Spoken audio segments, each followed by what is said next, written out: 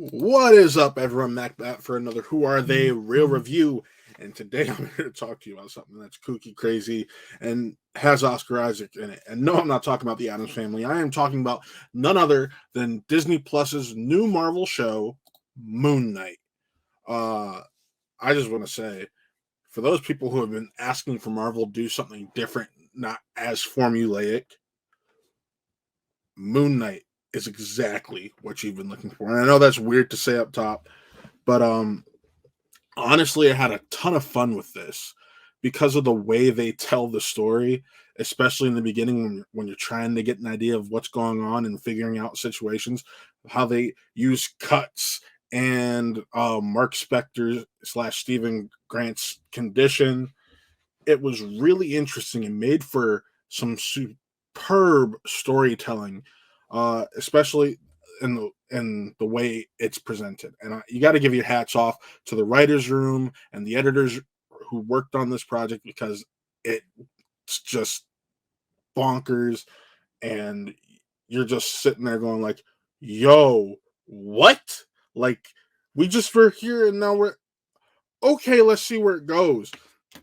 In the beginning of the show, you're doing that a lot. They did send out the first 4 episodes, so it was really cool being able to see the evolution of this character, or a lot of the evolution of this character. We did get this is only a 6 episode series, so we got 66% of the show as critics, and Oscar Isaac just proves once again why he's such a great actor. When actors are playing against themselves at times, like he does as Marc Spector and Stephen Grant, it doesn't always work because your scene partner is yourself, and it's a superimposed you that they're going to do in post that you don't know what, or you don't know which take they're going to use.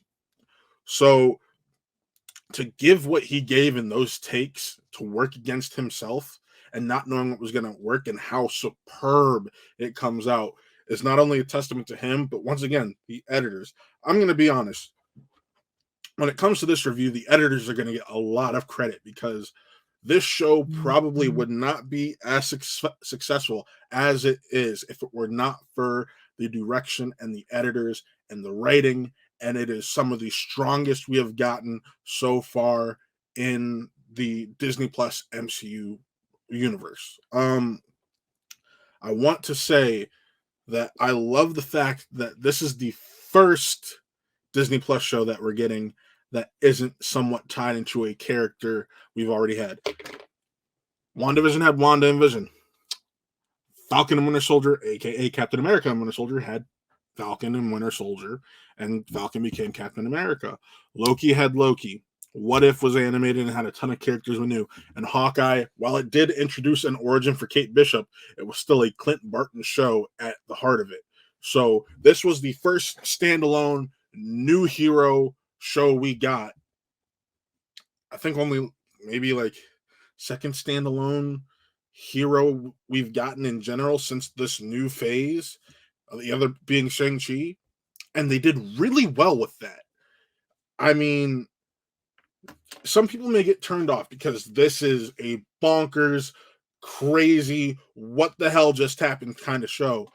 But that's honestly why I really dug it. It's just like, what? Did that just happen? And you got to give respect to Ethan Hawke because he could have gone completely ham with his character, like just hammy, corny, whatever you want to say. He could have hammed it up, but he didn't. And his Arthur Harrow is very sinister and has this purpose, and he's super calculated. For those of you who don't know, Moon Knight is the fist of vengeance for Khonshu, the Egyptian god of the moon. And he preys on evildoers that have already committed evil acts. Well, Arthur Harrow is trying to rebirth Amit, who is the devourer of the dead, and Amit, the Egyptian god, judges you on whether or not you've committed a violent act or not. So you have in their mind two heroes one being a villain, one being our protagonist, where, okay, one's like, well, if the powers I've been gifted by Amit, if you're going to commit some evil in the future, you're going to die by my hand now, and it sucks the soul out of the person. Cool. Then you have Moon Knight, who is doing vengeance in those who have already committed evil. Cool. There's your good and evil balance, although Moon Knight is a little bit in a gray area. I do want to say the costume design, as we've all seen leading into this, is superb. Not only for Moon Knight, but Mr. Knight, who you'll get a little peek of later. Because there's two different Moon Knights, just like there's a couple different personalities to go with Marc Spector. You have Marc Spector and Stephen Grant. Stephen Grant being the British one, who people like, I don't like that accent. It's all explained, people. And then you have Marc Spector, who's your more traditional Oscar Isaac American accent, really cool and interesting character. What I love about this is this story is basically a story. This story did what Venom couldn't do, and we all know how I feel about those Venom movies. If you haven't watched the review of mine before, I hate them with a passion. But it's the Mark and Steven relationship is very similar to Eddie and Venom, and it does it in a more concise and clear way that I absolutely adore. So while I do like that, I do have some issues.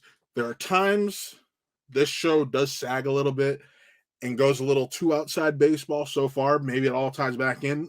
I got to see those last two episodes.